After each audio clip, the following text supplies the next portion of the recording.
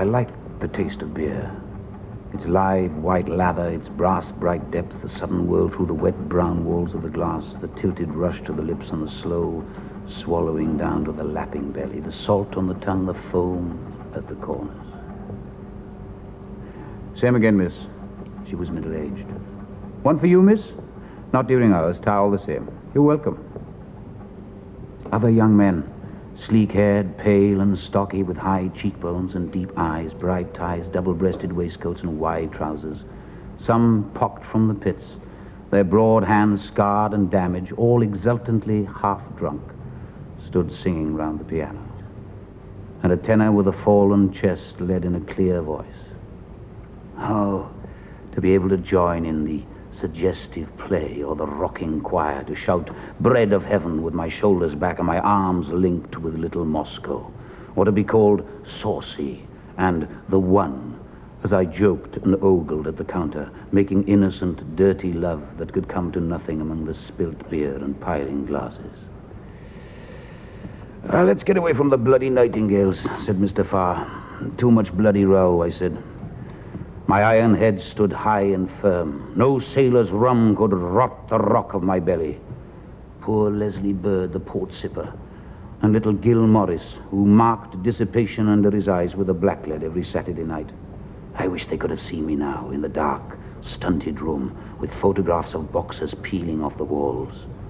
Oh, poison, Pa, I said. Mr. Farr tapped me on the shoulder. His hand fell slowly from the great height, and his thin bird's voice spoke from a whirring circle on the ceiling. A drop of out of doors for you and me.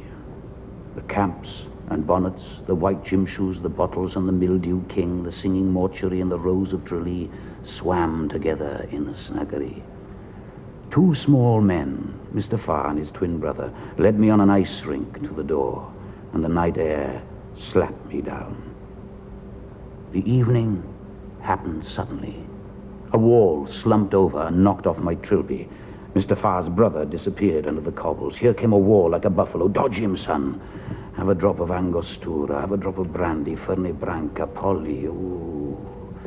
A mother's darling. Have a hair of the dog. You feeling better now? Who kept filling my glass? Beer ran down my cheek and collar. My mouth was full of saliva. The bench spun. The cabin on the fish guard tilted. Mr. Farr retreated slowly. The telescope twisted, and his face, with wide and hairy nostrils, breathed against mine. Mr. Thomas is going to get sick. Mind your brolly, Mrs. Arthur. Take his head. The last tram clanked home. I did not have the penny for the fare. You get off here. Be careful. A revolving hill to my father's house reached to the sky. Nobody was up. I crept to a wild bed, and the wallpapers, lakes, converged and sucked me down. Sunday was a quiet day. Though St. Mary's bells a mile away rang on long after church in the holes of my head. Knowing that I would never drink again, I lay in bed until midday dinner and remembered the unsteady shapes and far-off voices of the 10 o'clock town. I read the newspapers. All news was bad that morning.